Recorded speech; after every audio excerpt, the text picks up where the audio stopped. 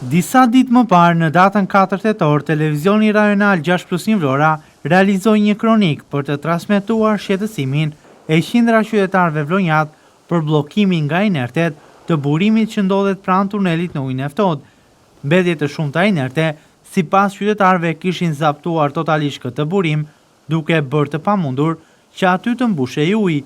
Kjo gjë penalizonte me 10 familje vlonjate, të cilat nuk kishin ujë në banesë dhe vinin në drejtim të ujit të ftohtë për të siguruar ujë të pishëm.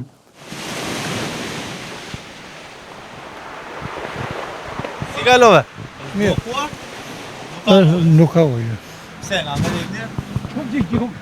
Si është bllokuar? No komente, jo, nuk ish. Është bllokuar këtu?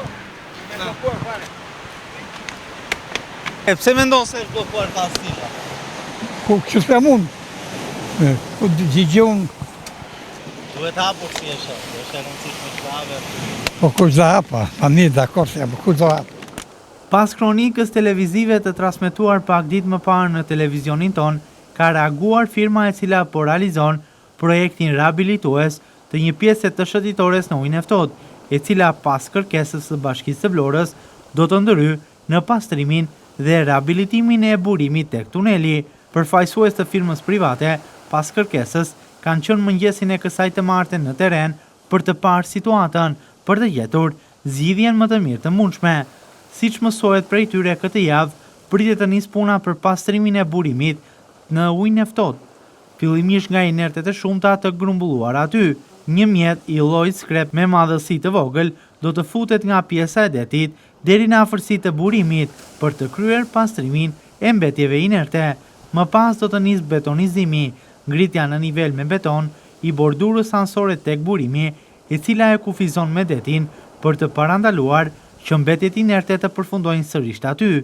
Gjithashtu do të rehabilitohet vendi se ku ujrat e grumbulluara nga ky burim derdhen në det, për të lejuar qarkullimin e tyre.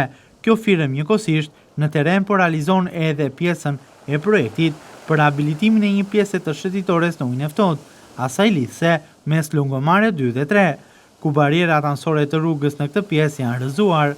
Aty po punohet për fortifikimin e pjesëve barierave anësore të segmentit rrugor.